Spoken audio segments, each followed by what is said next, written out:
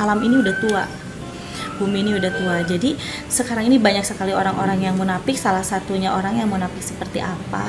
Yaitu orang munafik itu yang benar, yang pura-pura baik di hadapan kita, tetapi di belakang kita itu beda. Jadi antara mulut dan hatinya itu beda. Itu adalah salah satunya tanda-tanda orang yang munafik. Dan bahkan orang-orang munafik itu di samping tidak memperlihatkan, banyak juga yang... Assalamualaikum warahmatullahi wabarakatuh. Saya dengan Anggra Putri Tania. Jangan lupa like, share, and subscribe channel Lentera Jawi. Terima kasih.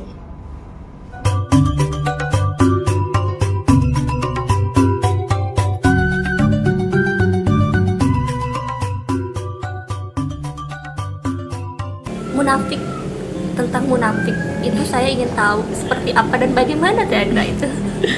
Jadi kalau untuk tentang sifat manusia yang munafik, sebenarnya di zaman sekarang ini banyak sekali ya. Apalagi ini kan sudah mau mendekati ke akhir zaman, karena alam ini udah tua, bumi ini udah tua. Jadi sekarang ini banyak sekali orang-orang yang munafik. Salah satunya orang yang munafik seperti apa? Yaitu orang munafik itu yang benar, yang pura-pura baik di hadapan kita, tetapi di belakang kita itu beda. Jadi antara mulut dan hatinya itu beda. Itu adalah salah satunya tanda-tanda orang yang munafik. Dan bahkan orang-orang munafik itu di samping tidak memperlihatkan, banyak juga yang memperlihatkan kemunafikannya. Padahal dia butuh kita, gitu kan. Tetapi di saat kita ingin berbagi kepada sesama, ingin berbagi kepada tetangga, tetapi tetangga itu tidak butuh, tetapi tidak menerima pemberian dari kita. Secara lahiriahnya gengsi atau seperti apa? Gengsi. Dan kadangkala seperti banyak sekali lah orang ya, di saat kita memberikan justru kita ingin berbagi, tetapi dia takut disangkanya makanan itu atau uang itu hasil dari muja. Itu udah berprasangka buruk ya, udah berprasangka buruk. Jadi itu juga sama sih, salah satunya tanda orang yang munafik juga. Tetapi di saat dia sudah berprasangka buruk, pemberian dari kita itu dia makan juga, itu munafik. Dan saya sering mendengar tentang hadis dan dalil tentang orang-orang yang munafik, dan yang saya dengar itu sangat mengerikan. Betul. Mungkin Teh Anggra bisa menjelaskan kepada pemirsa seperti apa? Sebenarnya tentang orang-orang yang munafik itu ada di dalam Quran Surat Al-Kafirun ya. Dalam Quran Surat Al-Kafirun, orang yang munafik sama dengan orang kafir, gitu. Dan sebenarnya banyak sekali sih orang-orang yang berkedokkan Islam, tetapi dia mempunyai sifat yang buruk, sifat yang memang jelek lah untuk dibicarakan gitu ya. Seperti kita kan harusnya sesama saudara, sesama tetangga itu harusnya saling tolong menolong, saling membantu.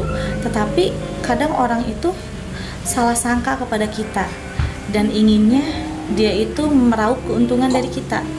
Padahal kita juga pasti akan mengerti lah ya yang namanya dengan saudara, dengan tetangga, karena toh juga nanti kita mati juga bukan yang jauh dulu kan, pasti yang dekat. Tetapi di situ kita juga harus bisa melihat kondisi seperti apa. Contohnya, misalkan kita sudah pernah nih berbagi kepada orang-orang terdekat, tetapi orang-orang terdekat itu tidak mau menerima pemberian kita. Lebih baik jangan, karena percuma juga, nantinya bisa madorot ke diri kita sendiri. Seperti misalkan jalan, itu banyak sekali orang yang memang tidak mau diganggu dalam masalah jalan mobil, jalan motor, sampai pada akhirnya dia membenteng dirinya sendiri. Padahal dia itu harusnya mikir gitu kan, harusnya mikir itu dia mati pasti akan dibantu oleh tetangga. Iya. Dan dia mati juga pasti akan didoakan oleh tetangga. Tapi dia membatasi jalan, menutup jalan, itu sama dengan menutup kuburannya dia sendiri. Teh Anggra, mengenai setiap perbuatan, tentunya perbuatan yang buruk yang saya pertanyakan lebih dulu. Apa benar seperti yang sering saya dengar, dan terkadang saya menonton sinetron atau apa, di saat di kematiannya di situ juga sudah terlihat adanya azab dan pembalasan. Apa seperti itu benar kan? Benar, karena yang namanya azab itu pasti akan berlaku ya. Azab itu akan berlaku di dunia juga di akhirat. Seperti sekarang ini, orang yang berani menutup jalan, orang yang berani memakan uang suap gitu kan. Terus orang yang berani gibah, itu pasti akan mendapatkan azab dari Allah, jelas. Karena di alam dunianya aja dia pun juga tidak akan merasakan yang namanya nikmat. Nikmat itu seperti apa? Misalkan kita tuh alhamdulillah ya masih bisa makan, masih bisa berbagi, tetapi dia itu akan merasakan sempit hatinya dan akan merasakan kurang dan kurang seterusnya dalam hal segi ekonomi. Dan bisa dilihat juga kalau orang yang munafik misalkan itu berlaku kepada orang tua gitu ya, anak-anaknya pun juga tidak akan ada kemajuan. Itu juga udah merupakan peringatan sebenarnya dari Allah. Kalau ajab itu pasti nanti di menjelang kematiannya. Sebenarnya sih kita selaku manusia memang harus baik kepada siapapun juga gitu, karena memang semua manusia itu adalah saudara ya.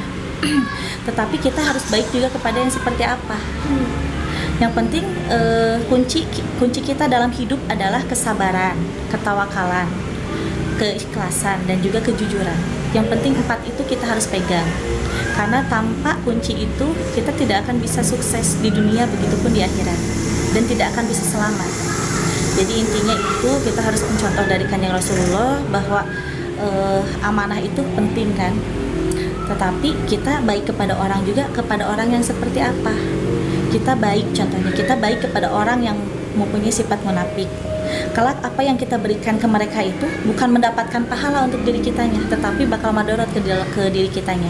Tetapi kalau kita memberikan kepada orang-orang yang benar-benar pantas untuk menerimanya, contoh yatim piatu, contoh jompo, atau kaum duafa lainnya, dan dia itu di saat kita beri sesuatu bersyukur kepada Allah, dianya juga mendapatkan nikmat dan kitanya juga akan mendapatkan pahala. Cara membedakannya sih sebenarnya kalau secara lahiriah itu pasti akan sulit ya membedakan. Tetapi makanya dari itu kenapa ada surat Al-An'am di dalam Quran itu. Kenapa nggak kita kuasai biar kita tuh bisa mengetahui antara orang yang benar-benar atau yang tipu-tipu gitu. Insya Allah sih kalau misalkan kita sudah bisa menguasai surat Al-An'am itu, kita akan bisa membedakan mana yang baik dan mana yang buruk, mana yang benar dan mana yang tidak gitu.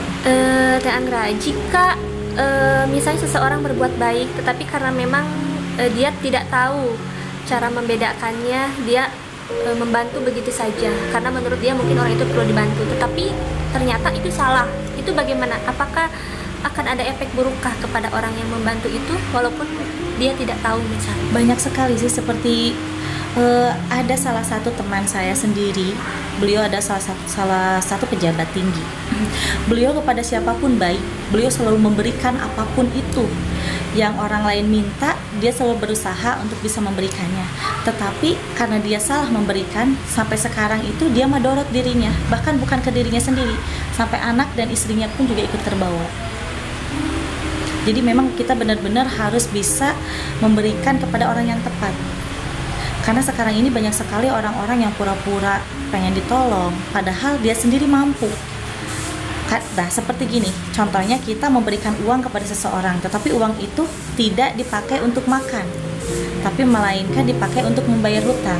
Sedangkan hutangnya itu bekas apa? Contohnya bekas judi, contohnya bekas bermaksiat. Nah, itu bakal terus-terusan madorotnya itu kenanya ke kita, bukan ke orang yang mintanya, tetapi ke kita yang memberinya. Jadi memang kita harus lihat-lihat dulu ya. Jadi kalau misalkan kita baik, kadang-kadang orang yang terlihat seperti orang kaya ya, tapi dia minta tolong ke kita untuk pinjam uang atau minta uang, tapi uang itu akan dipakai untuk makan anak dan istrinya. Nah itu insya Allah bagus, untuk akan mendapatkan pahala untuk diri kita dan juga untuknya gitu. Dan ini Teh Anggra tidak kalah menarik ya, bercerita curhat gitu ya pemirsa. Ada seseorang yang memang dia ingin membutuhkan bantuan kita, tapi kita sudah pernah dikecewakan dan memang ketika dia meminta bantuan kita lagi, kita ada rasa enggan untuk membantu, tetapi orang itu malah marah dan berkata yang tidak kepada kita. Itu bagaimana Teh Anggra kalau menghadapi yang seperti itu? Kalau menghadapi orang yang seperti itu, alangkah lebih baiknya bukan memutuskan silaturahmi ya, alangkah lebih baiknya udah cukup, tidak akan kenal lagi. Karena kalaupun nantinya kenal lagi, malah menjadi duri di dalam kehidupan kita. Karena kita itu bisa membantu kepada orang yang pernah melakukan kesalahan kepada kita, asalkan dia mau bertobat kepada Allah. Insya Allah pasti akan Allah akan memberikan kemudahan untuknya dengan memberikan isyarat lah ke kita untuk bisa memberikan pertolongan kepada orang itu. Kalau untuk masalah dosa itu hanyalah Allah kan ya yang menilai. Tetapi maksud tujuan untuk memutus silaturahmi itu bukan berarti untuk memutuskan silaturahmi itu selamanya, tetapi lebih baik kita membatasi, jaga jarak dan menganggap tidak kenal, tetapi kita terus mendoakan orang itu supaya bisa bertafakur, bisa menjadi lebih baik lagi. Bagaimana cara membedakannya sifat munafik antara yang benar munafik dan yang tidak? Sebenarnya kalau untuk yang benar-benar munafik itu bisa kita lihat ya di kondisi keadaan ekonominya, keadaan kehidupannya. Karena orang-orang yang munafik itu jelas tidak akan mendapatkan kesenangan di dunia. Karena dalam mencari rezeki pun juga pasti akan selalu gagal dan gagal. Terus tidak akan pernah merasakan nikmat hidup, tenang hidup, melainkan selalu kurang dan kekurangan. Dan di wajahnya juga itu selalu kelihatan seperti kayak yang kusam gitu. Terus seperti kayak yang gelap aja lah kelihatannya. Tetapi kalau orang yang tidak munafik itu pasti dia itu akan terlihat wajahnya berseri-seri karena dia mempunyai sifat yang lapang dada, dan kehidupannya pun juga sesusah apapun dia, tetapi dia selalu mensyukuri. Kalau orang yang munafik itu tidak akan pernah mensyukuri nikmat yang ada. Bisa dibilang munafik itu penyakit hati ya, Teh Anggra? Betul, munafik itu adalah penyakit hati. Seperti di sini juga banyak sekali ya, orang-orang yang di depan seperti yang baik, di belakang beda. Yang ada malah ingin memanfaatkan situasi. Tetapi di saat kita baik ke mereka, mereka itu seperti kayak yang egois gitu, gengsi dibaikin oleh kita. Yang pada akhirnya penyakit hati itu masuk ke dalam diri. Kalau Sundanya apa, nyaliwuri gitu ya. Nyaliwuri yang sampai pada akhirnya dia tuh sulit hati kepada siapapun, menutup diri untuk tidak kenal dengan kita, yang pada akhirnya dia butuh apapun juga kita tidak bisa menolong karena dia juga malu dengan sendirinya, seperti sudah menutup jalan. Terus dia memanfaatkan kita dengan mengambil barang yang ada di kita. Munafik merupakan suatu penyakit ya, penyakit hati, dan penyakit itu semua ada obatnya.